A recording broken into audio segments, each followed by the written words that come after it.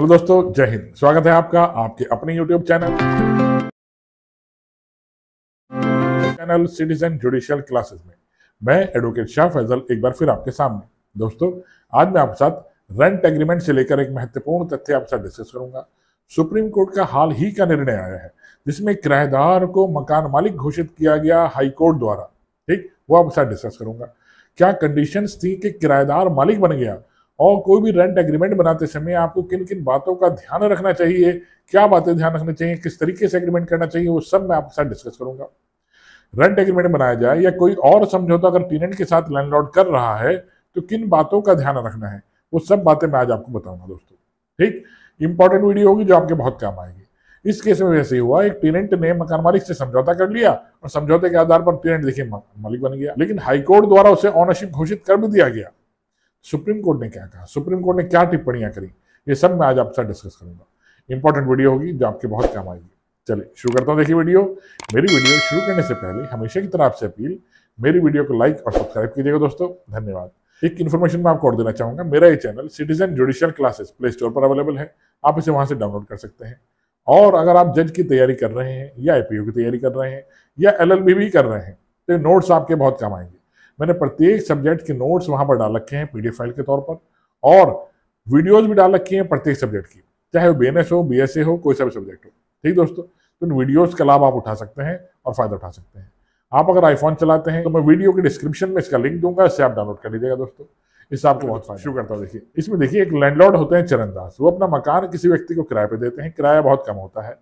ठीक, इस किराए की रकम से ही चरणदास अपना जीवन यापन करते आ रहे थे, लेकिन अब आकर उन्हें दिक्कतें आई। दिक्कत क्या थी, उस किराए से उनका जीवन यापन नहीं हो पा रहा था और मकान भी जर्जर अवस्था में होता जा रहा था। मकान मालिक के बार बार कहने पर भी किराएदार मरम्मत नहीं करा रहा था। मकान मालिक ने सूट फाइल किया कि मुझे मकान की मरम्मत करानी है और मुझे मकान खाली करा कर दिया जाए। ठीक, किराएदार नहीं माना। मकान मालिक ने किराएदार से यह भी कहा कि अगर आप मुझे 12,000 रुपए दे देंगे तो मैं इस मकान की मरम्मत करा लूंगा और ये फिर मकान का कब्जा मैं आपको दे दूंगा।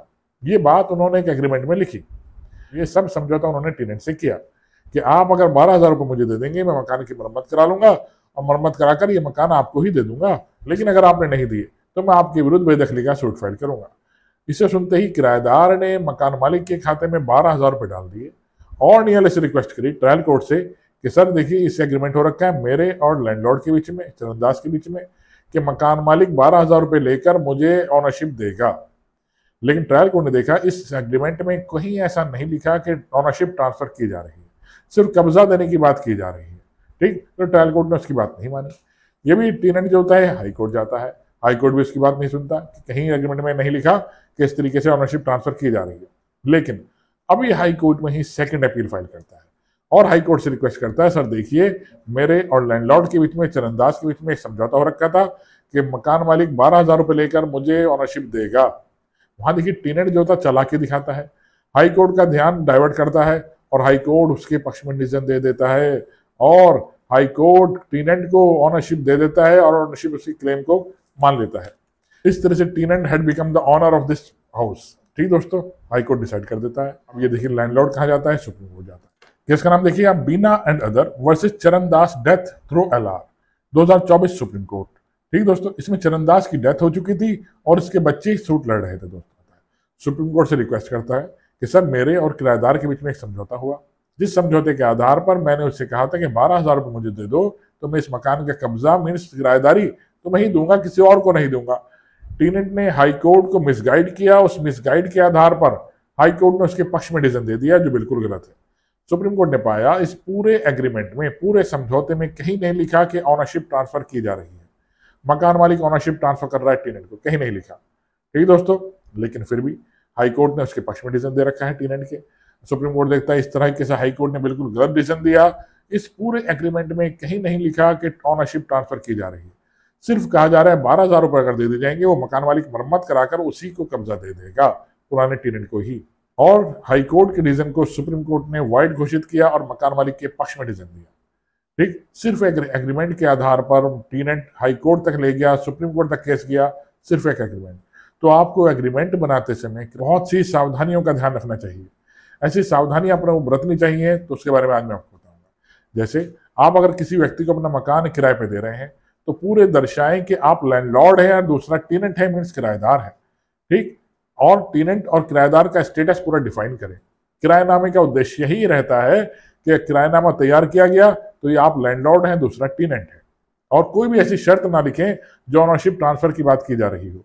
कहीं ना लिखें मकान मालिक अपना कब्जा किसी को दे देगा, ऐसा कुछ ना लिखें। ठीक, किराएनामे में सिर्फ किराए पे देगा, हर शब्द जगह किराए शब्द का इस्तेमाल करें। मैं अपना मकान किराए पे टेनेंट को देना चाहता हूँ, किराएदार को देना चाहता हूँ, इतना किराया है, house tax, water tax, electricity tax ये देगा या मैं दूंगा, उसकी कंडीशन को स्पष्ट तौर पर लिखा जाना चाहिए। ओनरशिप ट्रांसफर की कंडीशन कहीं नहीं हो।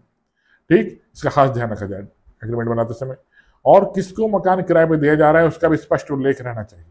किराएदार मकान को किराएदार पर, सब टेनेंट पर दे सकता है, नहीं दे सकता, इसका भी उल्लेख उसमें होना चाहिए। मकान मालिक को किराया कौन देगा, टेनेंट देगा या उप किराएदार देगा, ये भी स्पष्ट तौर पे लिखा होना चाहिए। ठीक, और कितने महीने का लिए किया जा रहा है ये भी स्पष्ट होना चाहिए। 11 महीने का अगर आप रेंट एग्रीमेंट बनाते हैं तो उसको रजिस्टर्ड किया जाना आवश्यक नहीं है, सिर्फ एक नोटराइज से जरूर करा देना चाहिए कि मकान मालिक इस तरीके से मकान ट्रांसफर कर रहा है किसी टेनेंट को। लेकिन अगर 1 साल, 2 साल, 3 साल, 5 साल, 10 साल के लिए किराए पे किसी व्यक्ति को दिया जा रहा है तो उसका रजिस्टर्ड किया जाना आवश्यक है। तो चलिए, आशा करता हूँ मेरी वीडियो समझ में आई हो दोस्तों। आई है इसे लाइक और सब्सक्राइब कीजिएगा। धन्यवाद दोस्तों। मेरा ये चैनल है citizen judicial classes, play store पर अवेलेबल है, इसे डाउनलोड कर लीजिए और उससे फायदा उठाइए। इस चैनल को दोस्तों शेयर भी कीजिए। जो बच्चा, आपका रिश्तेदार, आपका जानने वाला, आपका भाई बहन कोई भी तैयारी कर रहा हो जुडिशरी की, मेरी वीडियोज उसके बहुत कम आई। लॉ से रिलेटेड अपनी लाइव क्लासेस की वीडियोज मैंने वहां पे डाली है। आप एक बार पढ़ के देखिए, समझ के देखिए और सुन के देखिए, आपको बहुत फायदा होगा। धन्यवाद दोस्तों, जय हिंद।